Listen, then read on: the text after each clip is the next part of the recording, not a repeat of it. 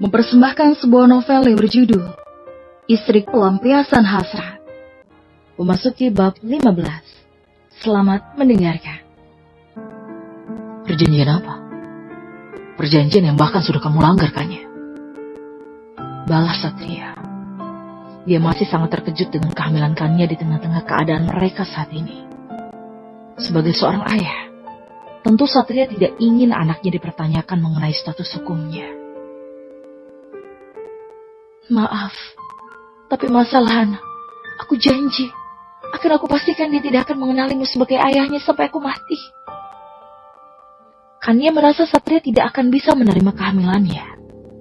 Karena itulah dia ingin secepatnya menjauhkan dari laki-laki itu. Jangan egois, Kania. Dia anakku. Sampai mati pun akan tetap menjadi anakku. Kenapa kamu berpikir ingin menjauhkannya dariku, Kania? Satria kembali memeluk tubuh Kania lagi. Kali ini penuh perasaan hingga membuat Kania menumpahkan tangisnya dalam dekapan yang telah lama dirindukan. Dia juga berhak bahagia. Dia berhak mendapat kasih sayang kedua orang tuanya. Kania, please, jangan pergi lagi, kata Satria sambil mengusap punggung Kania. Dia merasakan dadanya yang basah oleh air mata Kania. Dan itu membuatnya semakin menyesal. Kamu gak marah karena aku hamil? Tanya Kania di sela-sela tangisnya. Satria melepas pelukannya dan menatap Kania lekat lega. Gak akan, sayang. Justru aku bahagia. Karena anak yang ada di dalam mimpi aku itu ternyata hadir di rahim kamu.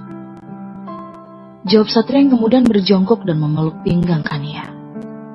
Dia menciumi perut Kania dan menyapa anak itu. Sayang, ini Dedi. Maaf, Dedi baru tahu kehadiran kamu dari perut Mumi. Maafkan juga Dedi baru bisa menjemputmu. Satria berlutut tanpa peduli pakaian dan sepatu mahalnya kotor terkena tanah. Dia terus mencium perut Kania dengan haru. Satria yang sebelumnya belum pernah memikirkan soal anak, sekarang langsung dihadapkan dengan kehamilan istri keduanya. Ada sebuah ikatan yang dia rasakan saat mencium perut Kania. Perasaan yang tidak pernah dia rasakan saat mencium atau mengusap perut Felicia. Kania, kita pulang ya. Ajak Satria sambil mendongak menatap Kania. Kania menggeleng cepat. Dia menolak ajakan Satria untuk kembali pulang ke ibu kota. Kenapa, sayang? Tanya Satria sambil menangkup wajah Kania dengan kedua tangannya. Satria menatap bingung karena Kania enggan kembali ke ibu kota. Entah apa yang ada di pikiran wanita itu. Bukankah tinggal bersama suami di ibu kota jauh lebih baik daripada tinggal sendiri di kampung orang lain? Di sini aku lebih tenang. Mungkin aku akan melahirkan di sini juga, Mas. Maaf. Kania menunduk. Dia benar-benar tidak ingin pergi bersama Satria yang memiliki istri. Lagi pula, kamu punya istri yang sedang hamil. Akan lebih baik kalau kamu menemaninya. Jangan membuat masalah lagi, kata Kania, lalu ia berjalan meninggalkan Satria. Laki-laki itu mengejar tapi langkahnya terhenti saat Gabriel muncul di hadapan Kania. Kania, sapa Gabriel dengan menaikkan alisnya. Dia menatap Satria yang berjalan di belakang Kania sambil membersihkan daun-daun kering yang menempel di celananya. Sementara Satria juga menatapnya balik dengan memicingkan mata. Mas Gabriel, balas Kania. Kuping Satria terasa panas mendengar panggilan akrab yang menurutnya terdengar mesra. Siapa laki-laki itu sampai-sampai Kania memanggilnya semesra itu? Apa dia yang membawa kabur Kania? Satria terus berperang dengan pikirannya sendiri. Sedangkan Gabriel melangkah lebih dekat melewati para anak buah sekretaris Gio. Kamu baik-baik aja? Tanya Gabriel tanpa menyentuh Kania. Dia masih menjaga jarak dari Kania yang masih berstatus istri orang. Iya mas, aku gak apa-apa kok, jawab Kania. Satria mendekat dan langsung meraih pinggang Kania. Dia ingin menunjukkan pada laki-laki di hadapannya bahwa Kania adalah miliknya. Dia siapa, sayang? Tanya Satria semakin mengeratkan rangkulannya di pinggang Kania. Kania menoleh pada suaminya yang bersikap posesif. Laki-laki itu sedang menatap Gabriel dengan sorotan tajam penuh selidik. Gabriel maju beberapa langkah dan mengajak Satria bersalaman. Saya Gabriel, temannya Kania, kata Gabriel. Satria menghela nafas dan menjabat tangan Gabriel. Satria, suaminya Kania. Gabriel menyeringai. Tanpa diperjelas pun dia sudah paham saat melihat Satria merangkul pinggang Kania dengan mesra. Sayang, bisa kita bicara berdua saja. Satria menatap mata Kania dan mengusap pipinya dengan satu tangan. Kania mengangguk lalu mengajak Satria ke rumah kontrakannya setelah berpamitan dan meminta maaf pada Bu Santi atas kekacauan yang dibuat sang suami. Dan disinilah Satria Kania sekarang, duduk berdua di rumah sederhana yang Kania kontrak untuk ditinggali beberapa waktu. Kania, kenapa kamu tidak ingin kembali? Tanya Satria dengan wajah malasnya. Dia sangat ingin Kania kembali padanya. Apalagi saat ini Kania sedang mengandung. Pasti sangat sulit hamil tanpa didampingi suami. Sedangkan pekerjaan Satria tidak memungkinkan untuk pindah ke tempat itu. Karena aku tidak ingin melukai perasaan istrimu. Di matanya, di mata semua orang, aku adalah pelacur yang menjual diri demi melunasi utang-utangku. Aku menjadi perebut suami orang, dan memang itu kenyataannya. Jawabannya lalu menghela nafas berat. Satria mengusap kepala Kania dengan perasaan bersalah. Aku akan menceraikan Feli, dan saat ini aku sudah mendaftarkan gugatan. Mungkin sebentar lagi aku juga akan melakukan tes DNA atas bayi yang dikandungnya. Jelas Satria dengan tatapan kosong. Mendengar hal itu Kania merasa sangat terkejut. Kenapa Satria sampai harus melakukan tes DNA? Apa kamu juga akan melakukan tes DNA pada anakku? Tanya Kania dengan bibir bergetar. Matanya sudah berkaca-kaca menahan tangis. Perasaan wanita hamil memang sangat-sangat sensitif. Kania memiliki pemikiran sendiri. Apalagi Satria memang tidak menjelaskan alasannya menggugat cerai Felicia dan juga melakukan tes DNA itu. Satria menatap Kania dengan bingung. Dia tidak salah bicara, tapi juga tidak mengatakan secara jelas pada Kania. Kamu pasti meragukan anak ini juga kan? Tanya Kania semakin sensitif. Belum sempat Satria menjawab dan menjelaskan lebih lanjut, tiba-tiba dia kembali merasakan gejolak luar biasa di perutnya. Toilet? Di mana toilet? Kania menemani Satria yang masih mual-mual di kamar mandi. Dia memijat lembut pundak sang suami hingga akhirnya Satria selesai. Satria langsung meminta diantar ke kamar untuk istirahat. Dibantu sekretaris Gio, Kania melepas Satria ke kamar yang selama ini menjadi tempatnya menghabiskan malam. Masih tidak menyangka jika Satria berhasil menyusulnya sampai ke tempat ini. Tuan, saya akan carikan dokter untuk memeriksa Anda, kata sekretaris Gio yang kemudian berjalan keluar. Sekarang Satria dan Kania tinggal berdua di kamar itu. Satria terus menggenggam tangan Kania. Dia masih ingin menahan wanita itu untuk menjelaskan apa yang sebelum dia katakan tadi. Kania, Feli berselingkuh, dan aku tidak yakin kalau anak itu adalah anakku. Kania menatap suaminya dengan bingung. Makanya, aku mau melakukan tes DNA. Setelah perceraian, pengacara akan mendaftarkan pernikahan kita. Jadi dia bisa mendapat status hukum sebagai anakku. Satria mengusap perut Kania yang duduk di tepi ranjang di sampingnya. Aku harus secepatnya kembali ke kota. Kamu mau ikutan? Satria sangat berharap Kania bisa ikut bersamanya.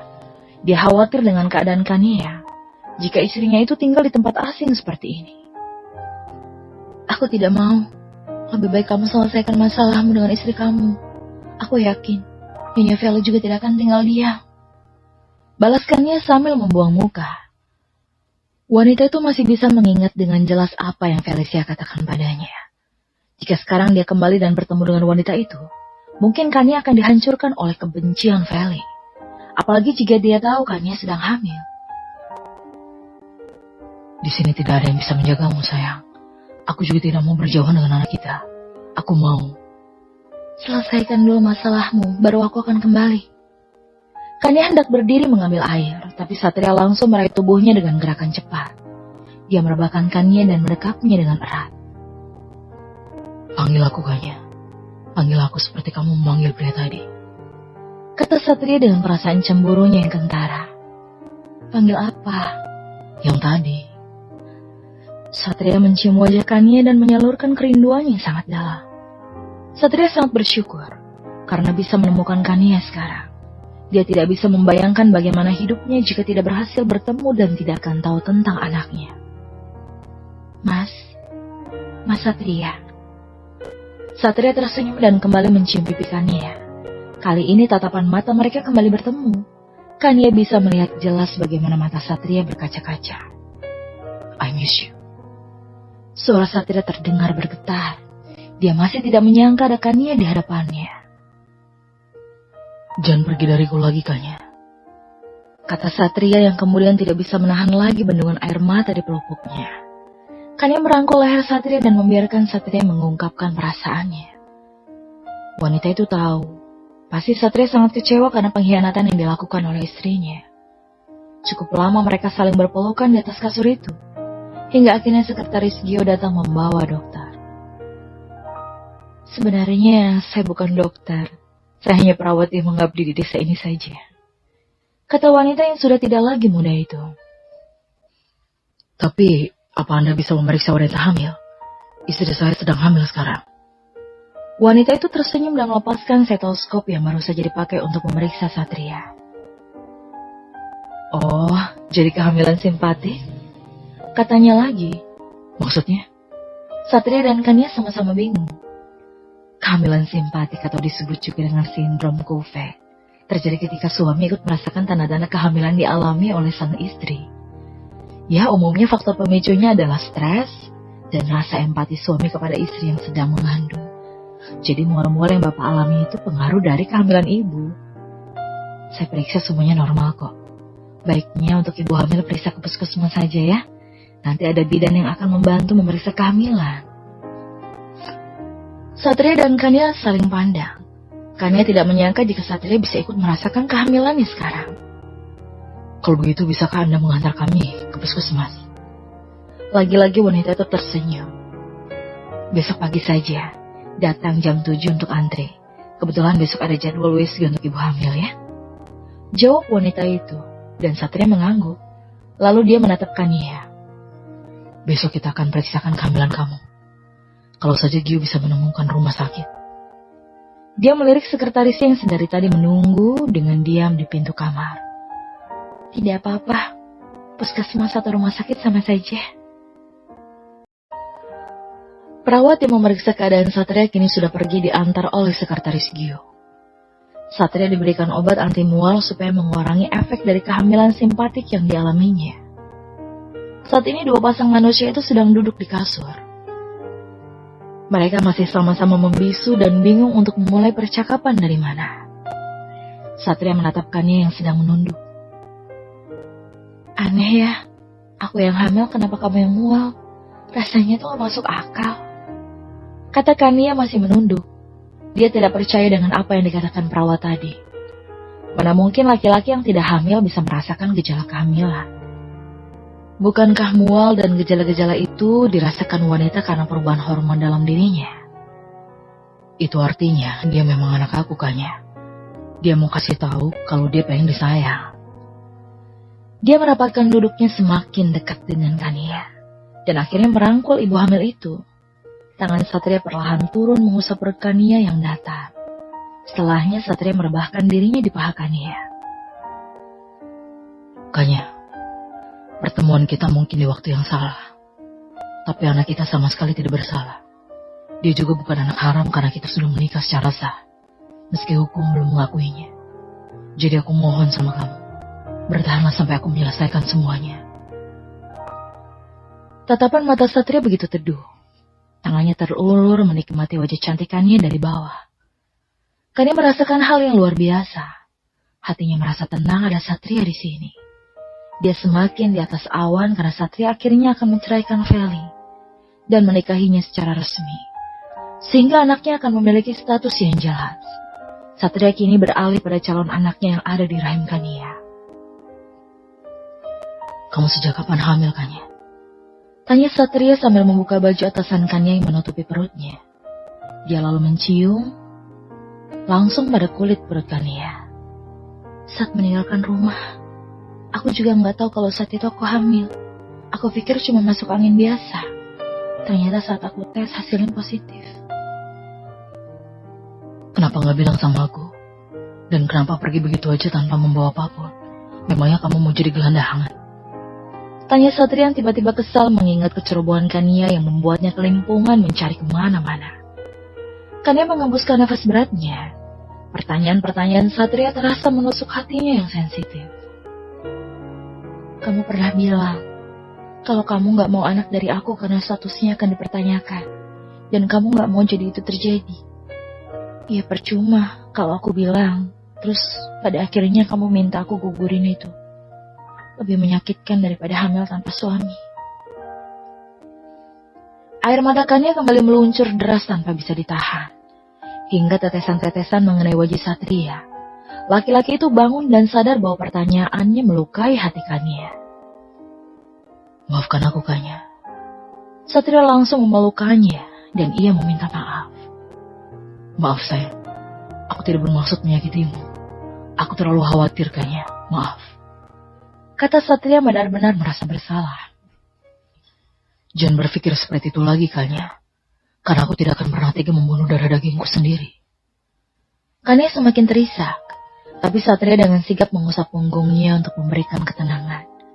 Setelah Kania cukup tenang, Satria merebahkan istrinya ke kasur supaya dia bisa beristirahat. Meski wajahnya sembab, Kania masih terlihat sangat cantik di mata Satria. Aku mencintaimu, Kania.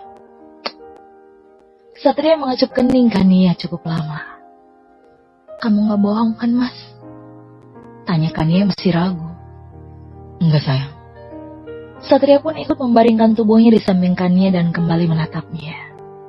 Kania, aku kangen. Sorot mata Satria menatap Kania penuh rindu. Dia mendekatkan wajahnya pada Kania. Semakin dekat dan semakin dekat. Sampai akhirnya, bibir Satria berhasil menempel pada bibir Kania. Tangan kekar itu pun mulai bergerak menjelajahi dress yang dikenakan Kania. Bersambung.